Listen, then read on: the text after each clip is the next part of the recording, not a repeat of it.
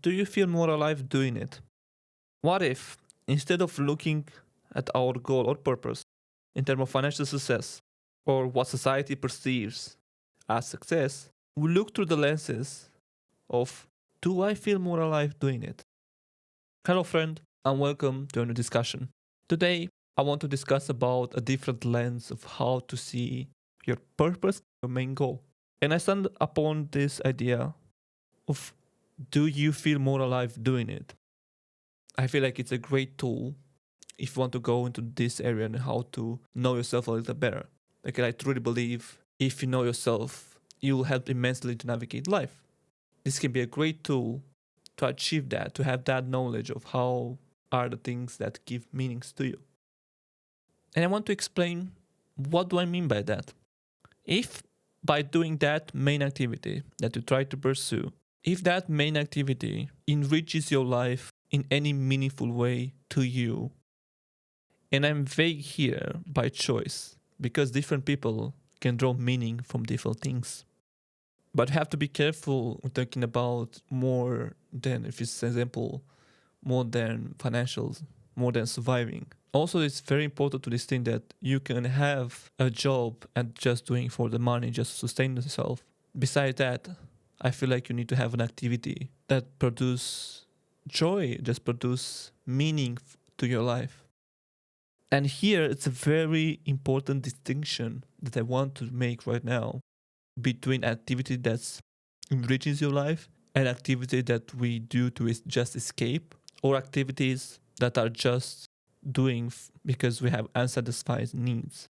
It can be drugs, alcohol, video games. These kind of activities produce a sense of meaning or just a temporary sense of relief, but this is just avoidance. Okay, so let me give an example. For myself, one of the best examples for that is when I walk in nature. For me, if the walking himself does produce any pain, walking in nature will always bring me joy. It always feel that my life it's enriches every time I go in the forest. I love the stillness, I love the quietness, I love being in nature, I love walking and just give me peace. And every time, no matter how happy or how sad I am, it always give me more joy. And I feel like my life is a little bit richer when I just walk into the forest. Especially if I have a big decision coming up, if I have the time to process, walking in nature is the best thing that I can do. One more example would be creating these videos, creating this and sharing this, the whole process.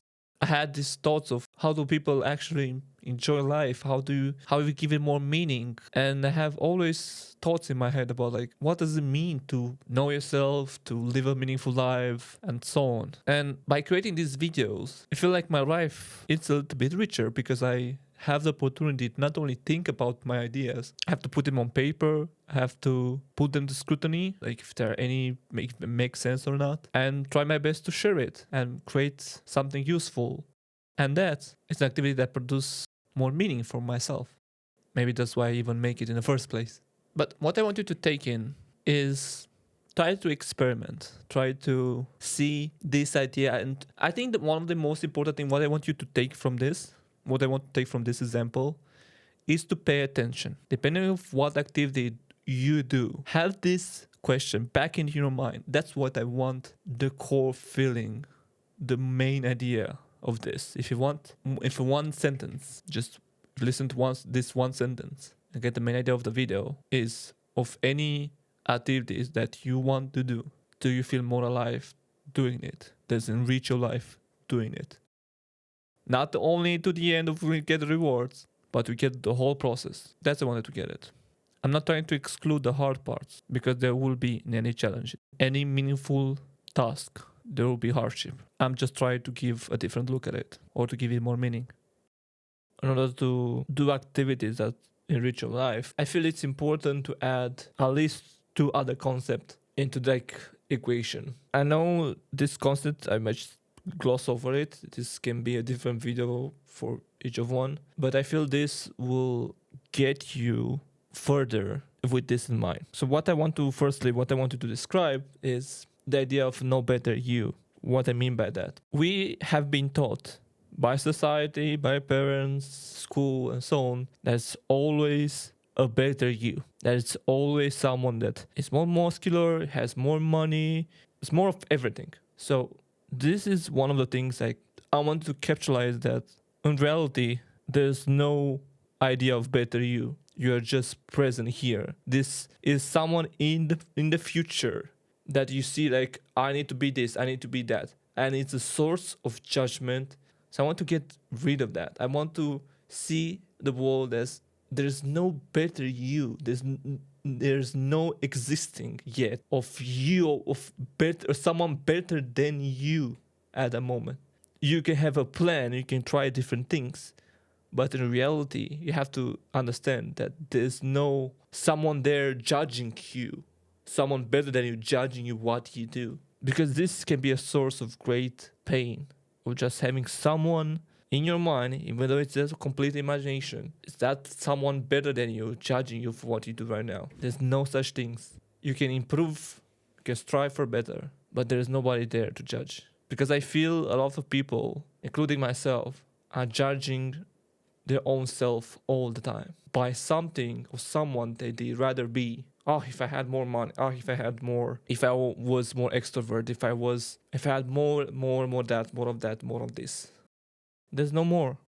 There's no such thing as more. There's just you now. So I think it's a little bit of liberating. It's just shackles of your own judgment. And one other thing that I want to add to this is there's no right way of living. Every person is different. Every person is unique in their own way. There's no two human beings in the entire universe. That specific characteristics, that specific needs, how I was born, raised, and so on. Because we are so different, everybody has their own path and their way of living it. Our expectation was always to have the cars, the homes, to be a celebrity and so on, to have the fame. But we have to understand that life is not for everybody. Not everybody should live that life. Actually, every life have a different way of living. That's what I want to understand from this idea. Who have a right to say how I should live my life? And yeah, it can be different. And yeah, maybe totally different from yours. May not have all the cars, all the fame. May just live in a small house, not even that. But we have no right to judge others' way of living. And we have to understand that when we creating a way of life, there's no such thing as a good way of living. It's just how we experimented it, how we try to navigate life. Because I feel like everyone and every human is trying to live their life at their best capacity. Nobody's waking up feeling like I want to destroy my life. There can be some dumb decision, making the right decision and so on. But I believe that every one of us try to make life and wake up every day, try to make life a little better. So that's why I'm saying there's no right way of living.